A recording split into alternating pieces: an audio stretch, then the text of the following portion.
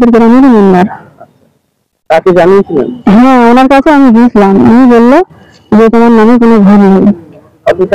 আবাস যোজনায় ঘর পাইয়ে দেওয়ার নাম করে কাটমানি আর্থিক তছরূপের অভিযোগ তৃণমূল পঞ্চায়েত সদস্যের বিরুদ্ধে।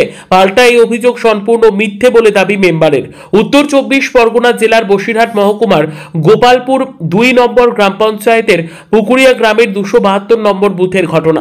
স্থানীয় বাসিন্দারা জানাচ্ছেন, 272 নম্বর বুথের পঞ্চায়েত সদস্য শাহজাহান বিশ্বাস দীর্ঘদিন আবাস যোজনার ঘর পাইয়ে দেওয়ার নাম করে লক্ষ লক্ষ টাকা তুলেছে উপভোক্তাদের কাছ থেকে। শুধু তাই নয়, পরবর্তীতে কিছু মানুষের ঘর বরাদ্দ হলে সেই ঘর টাকার বিনিময়ে অন্য ব্যক্তির নামে আবাস যোজনার ঘর বিক্রি করার অভিযোগ উঠেছে পঞ্চায়েত সদস্যের বিরুদ্ধে।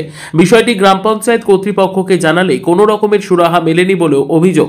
অবশেষে তারা হারোয়া ব্লক সমষ্টি উন্নয়ন আধিকারিকের দফতরে লিখিতভাবে অভিযোগ জানিয়েছেন। অভিযোগের ভিত্তিতে বিষয়টি খতিয়ে দেখার আশ্বাস দিয়েছেন ব্লক প্রশাসন। তার পাশাপাশি ব্লক প্রশাসনের পক্ষ থেকে বলা হয়েছে, প্রকৃত আবাস যোজনার ঘর প্রাপক তারা পাবেন, চিন্তা করার কারণ নেই। অ্যাকচুয়ালি 271 নম্বর বুথের মেম্বার ওটা কোন পঞ্চায়েত? ও এই সরকারি যে ঘরগুলো বেরিয়েছে, একজনের নামের ঘর একই ব্যক্তি আরেকজনের দিয়েছে ঘরটা টাকার বিনিময়ে। সে দেখাতে গরিব মানুষ পয়সা করে দিতে পারিনি, যে পয়সা বেশি দিয়েছে ঘরকে ঘরটা তারিজ করে দিয়েছে, মানে বিক্রি করে দিয়েছে। 18-20 জনের ঘর এইরকম করেছে, বিক্রি করে দিয়েছে। 10,000, 15,000, 20,000 যার যেরকম পেরেছে তার কাছে সেইভাবে বুঝিয়ে নিয়েছে। ও নেওয়ার পরে এইবারে এই যে ঘেরি বাড়ির টাকা প্রায় 40-41 বিঘে ঘেরি পাটির জমির টাকা আছে, জনগণেরই টাকা। আজকে ওই টাকাটা 6-7 বছর দেয় না, প্রায় 4 লাখ টাকা তছরূপ। হ্যাঁ, এই টাকাগুলো সব একাই তছরূপ করেছে। এই ঘর দেখাচ্ছে টাকা লেছে, ঘর অন্য লোকের দেশে। আবার অনেকের কাছ থেকে ঘর দেবে বলে টাকা লেছে, তাদের ঘর এখনো দেয়নি। আবার অনেকের কাছ থেকে ঘর দেছে, তাদের টাকা লেছে 10,000, 5,000, 15,000, যার কাছে যেমন পেরেছে ঠিক তেমন সেইভাবে তার কাছ থেকে কাটমানি, যার কারণ মাথায় যেমন বুদ্ধিটা ঢুকুত পেরেছে সেখান থেকে টাকা তুলেছে, কাটমানি নিয়েছে। হ্যাঁ, কাটমানি নিয়েছে। আপনারা কি জানিয়েছিলেন? হ্যাঁ, যাদের ঘর তারা জানিয়েছে, কিন্তু তাদের কথা কোনো গ্রাহ্য করিনি। কি চাইছেন? মনেই করিনি। কি চাইছেন? চাচ্ছি আমরা ওর রীতিমতো সুস্থ বিচারটাই চাই, যাদের ঘর তাদের ফিরিয়ে দেখ, যাদের কাছে টাকাগুলো তাদের টাকাগুলোও ফিরিয়ে দেখ, এই আমাদের দাবি। আপনার নাম? আমার নাম আবুল আলী মন্ডল। ঘটনাটা অ্যাকচুয়ালি হয়েছে কি, আমাদের ঘর এসেছে, আমি আমিনা বিবি, আমার গ্রামের প্রতিবেশী আমিনা বিবি। আমার ঘরটা ওই আমাদের প্রতিবেশী আমিনা বিবির সাধারণ বিশ্বাস বিক্রি করে দিয়েছে, 12,000 টাকায় বিক্রি করে দিয়েছে। ওটা গোপালপুর পুকুরিয়া 271 বুথ নম্বর আমাদের।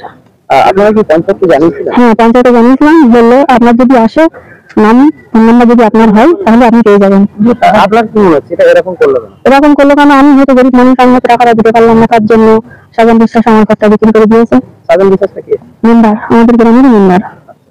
তাকে জানিয়েছিলেন? হ্যাঁ, ওনার কাছে আমি গিয়েছিলাম। উনি বললো যে তোমার নামে কোনো ঘর নেই, বিক্রি হয়ে গিয়েছে। আমি আমিনা বিবি, আমার ওই ব্যক্তিটাই আমিনা বিবি, আমার আইডি, আমার নাম, আমার ফোন নাম্বার, কিন্তু ওনার নামে দিয়ে দিয়েছে সাজান। কি চাইছেন? আমি চাইছি যে ও আমার ঘরটা ফিরিয়ে দিক। আমি তো গরিব মানুষ, আমার ঘরটা আমার কাছে আমার সম্মানীয় ফিরিয়ে দেওয়া হোক, এটাই আমি আবেদন করছি। আর ভিডিও জানিয়েছি। হ্যাঁ, ওনারা বললো আপনার যদি হয়ে থাকে আমরা চেষ্টা করবো আপনাকে দিয়ে দেওয়ার জন্য। আপনার নাম? আমিনা বিবি। আপনার নামে ঘর ছিল? হ্যাঁ, আমার নামে ঘর ছিল। ওরকম কিছু করতে পারে, ওরকম কিছু ঘরের জায়গা নেই, কারণ এ তো বিডিও অফিসের আধিকারিক, তারা এসে ওদের মতো করে গিয়েছে, বুঝলেন? আচ্ছা, এই ব্যাপারে তো আদৌ কোনো মেম্বারদের কোনো ভূমিকা ছিল না, বিশেষ করে আমাদের এখানে, যেহেতু আমাদের এখানে গোষ্ঠীতন্ত্র চলছে, বুঝলেন? আচ্ছা, ও সম্পূর্ণ ওটা মানে বিডিও অফিস স্টাফ যারা এসছে, হ্যাঁ হ্যাঁ, ওরাই জানে বিষয়টা। আপনার নামে তো একটা বিডিও অফিসে অভিযোগ জমা পড়েছে বলছে। ওটা যদি মানে রাজনৈতিক ভাবে চাপার জন্য যদি কেউ কিছু করলে করতে পারে,